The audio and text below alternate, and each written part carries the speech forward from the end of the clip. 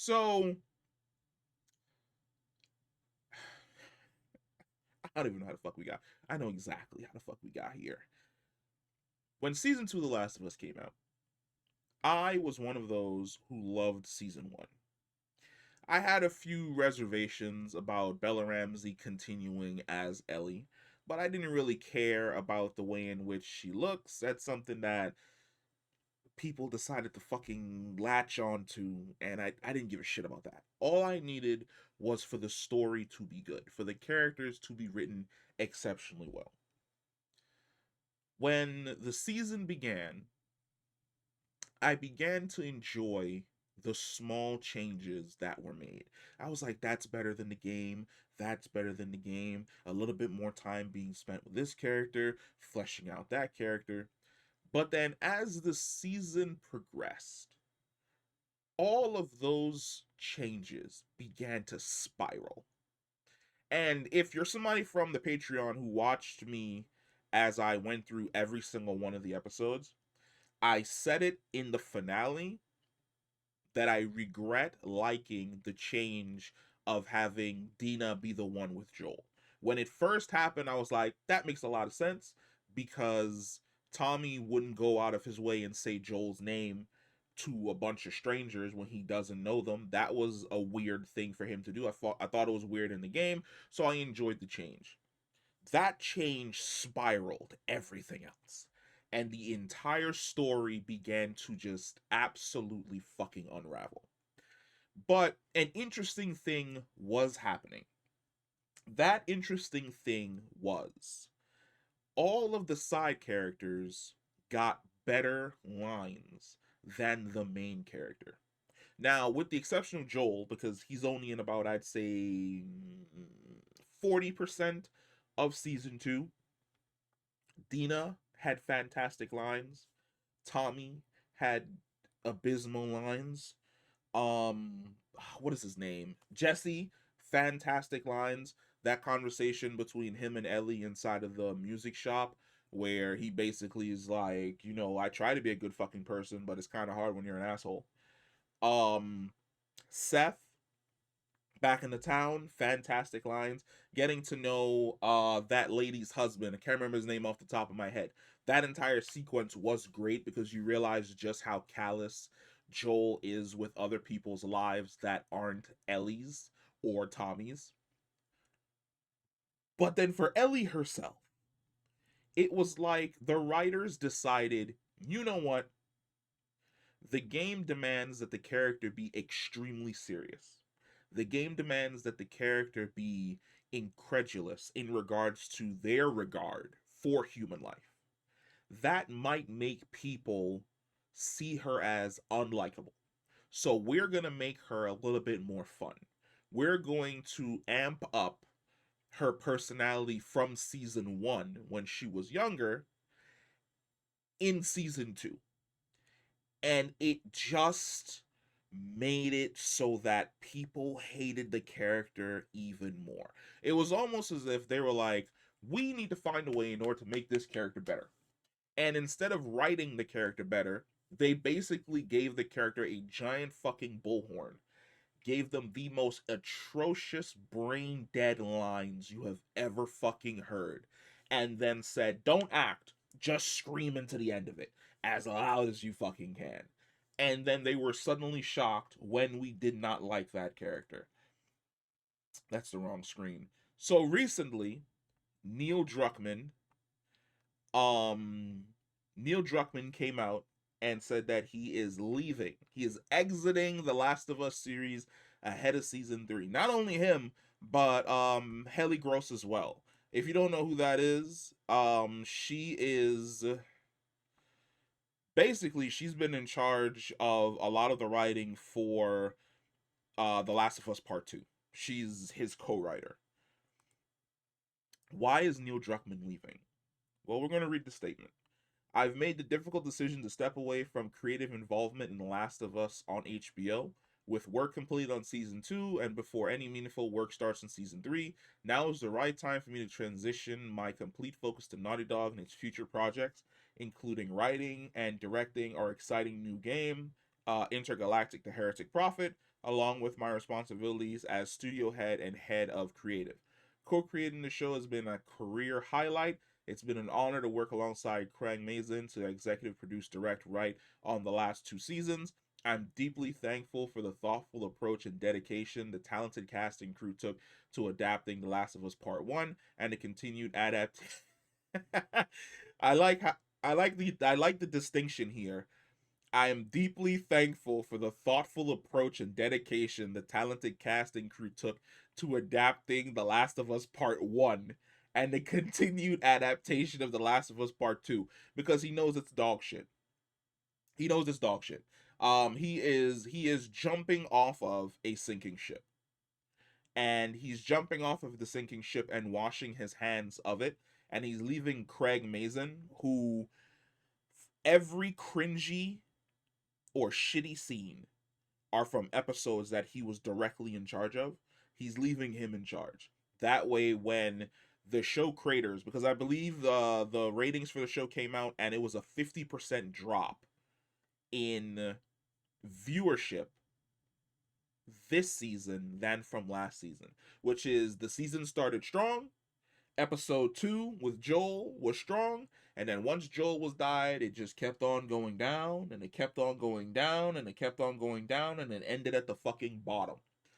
And he is jumping ship and running back to the safety of Naughty Dog, so that when people go, well, what happened with season 3? Why is everything so bad? He can go, well, I'm no longer executive creator, guys. I didn't have any control of the direction that the characters went in. I'm not the one who decided to make these big changes and made these decisions to move certain pieces here or there in regards to the way in which season 2 was going to be shot and how characters were going to be introduced. That wasn't me. That was all Craig. I didn't have any control over it. And the reason why I say that is Neil Druckmann is the type of person that believes himself to be like a George R. R. Martin. Because his writing style, Druckmann realized his writing philosophy when talking to game designer Corey Balrog. That's a name I haven't heard in forever. Simple story, complex characters. He dislikes video games with complicated exposition, but enjoys writing complex character relationships. Throughout his writing, Druckmann approaches scenes with focus on every character, attempting to enter each one's mindset, and tries to ignore character tropes in an attempt to write honestly. He writes with a minimalist mindset, often asking himself the true meaning behind each scene. What's the least we have to say or do to convey that and no more? Before writing Last of Us and Uncharted 4, Druckmann and Staley created entire outlines of the story before exploring the narrative more intricately, discussing the moment to moment beats of each level that led to a bigger event. They began with the middle of the story and as the core of the gameplay and narrative before exploring the climax and character development. The Frame host John Horn identified a repeating theme in Druckmann's stories, including a second chance at Sarah and the Last of Us characters attempting or hoping to alter their past in some way. Druckmann admitted he had not noticed this trend, though agreed with it and recognized its reoccurrence. Let's focus on something here. Where was it? Hold on. It's the way in which they approach writing something. Druckmann and Straley created entire islands in the story before exploring the narrative more intricately, discussing the moment to moment beats of each level that led to the bigger event. Does that sound someone who is meticulous, who looks at every single scene, every reaction, every counter reaction, every eye twitch, every type of response that a character could give in a specific scene, pores over it over and over and over again. We can remove that, we can enhance that. Maybe we should focus a little bit more on the eyes, because it's a serious moment, and the eyes will convey the seriousness, where the character goes from maybe depressed to super serious. Think about Joel when he's having the meeting with the therapist, how he goes from crying to instantly angry, and it scares the therapist, and there are no words being spoken, but she realized that she fucked up. That type of stuff. Somebody who wants that level of control over what it is that they're making. Do you really think that your baby that's finally on HBO, that's won a bunch of fucking Emmys, that you're hoping is going to be the piece to the resistance that's going to be on your mantelpiece.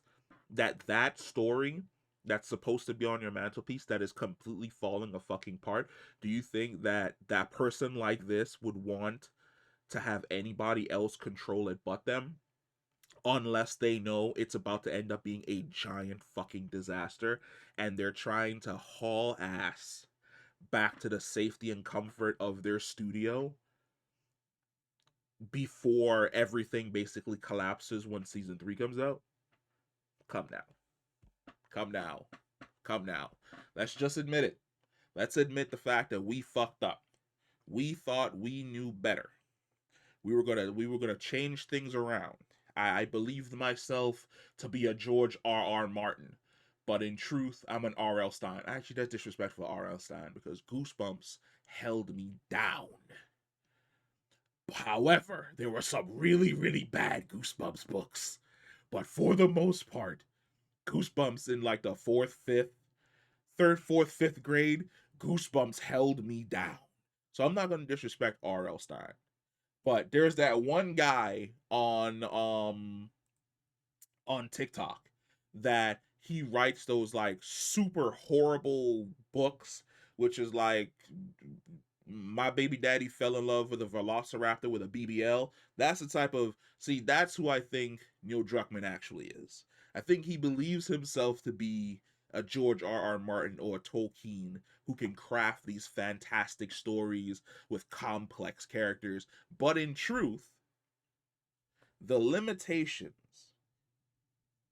of translating a video game where you're able to fully flesh out and explore a character into a TV show where you have to condense that character, expose that he was not a good writer or not as good as he thought he was. And now he's gone back to essentially what he's good at. Will his next game be good? I don't know. I mean, if he's approaching the writing the way in which you approach the writing for season 2, it may be absolute fucking dog shit. Who the fuck knows? I don't know.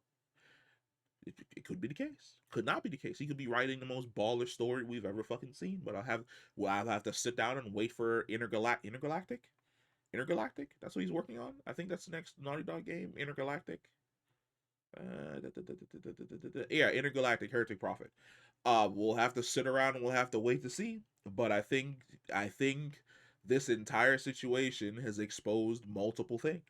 It's exposed the fact that Neil Druckmann is not as good a writer as he thought he is.